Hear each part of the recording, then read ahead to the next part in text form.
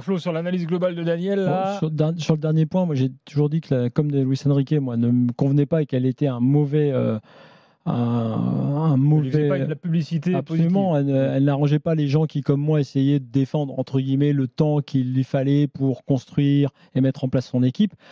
Et sur la communication générale, on remarque un truc tout bête qui montre sa façon de réagir aux victoires et aux défaites. Il est d'une mauvaise foi intégrale quand il perd.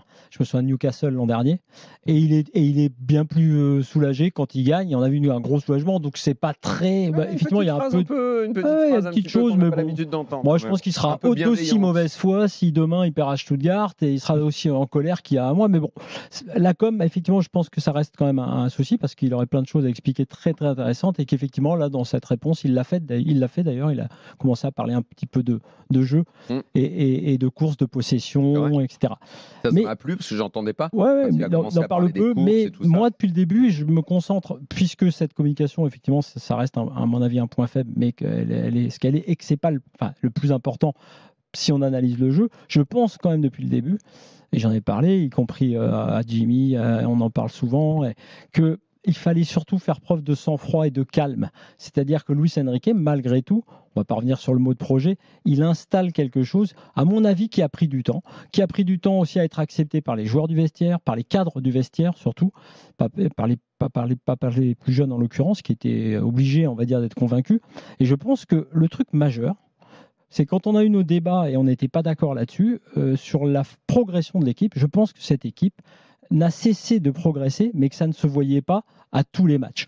Je pense qu'elle a cessé de progresser parce que... Ça se voit pas, c'est dur. Hein, oui, pourquoi ? Notamment à cause de cette fameuse rotation qu'il impose un peu à ses joueurs et qu'il impose à son effectif parce qu'il veut que chacun soit prêt à jouer à différents postes. Il veut de l'imprévisibilité pour les adversaires, mais aussi pour ses propres joueurs. C'est peut-être pas toujours une bonne idée, mais ça explique qu'on ne voyait pas forcément tout de suite la progression. Moi, je pense un truc, pour faire très simple, je pense que l'équipe a progressé de ouf. Je pense que les derniers matchs de l'année civile 2024, Lyon, Monaco, les premiers de l'année civile 2024, et je parle des vrais matchs Monaco-City, parce que tu me parles de Reims.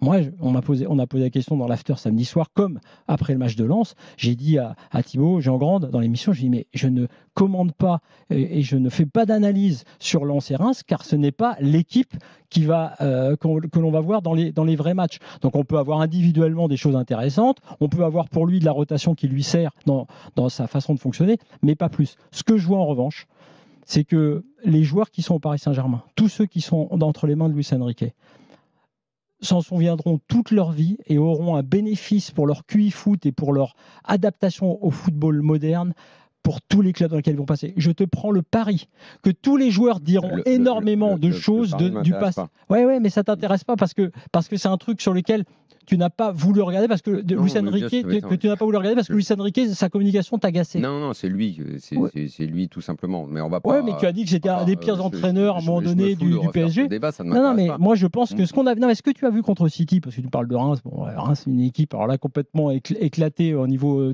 turnover. Bah oui, ils ont fait un match nul contre Reims parce que il a tout fait péter en termes de rotation.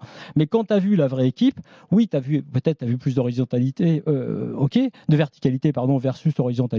C'est vrai, mais tu as vu aussi, moi je le dis depuis le début, plein de joueurs qui à leur poste ont progressé et donc une progression collective. Oui, la question c'était est-ce qu'il fait progresser son équipe ou pas ? Donc c'est pour ça que je ne m'arrête pas. Non, il n'y a pas d'inverse. Une progression, c'est un trend, c'est une tendance. Trop changeants. Les constats sont trop changeants. Mais... Moi je reste toujours dans mon idée. Si tu acceptes de voir une progression quand même, non ? En 2023, quand il est arrivé, et je continuerai à le dire jusqu'à ce que je vois le contraire, je l'avais dit à l'époque, c'est un entraîneur qui a une vraie pensée, qui va proposer de vraies grandes émotions, parfois, et qui, à cause d'une dinguerie et de son caractère, pourra nous plomber à un moment ou à un autre.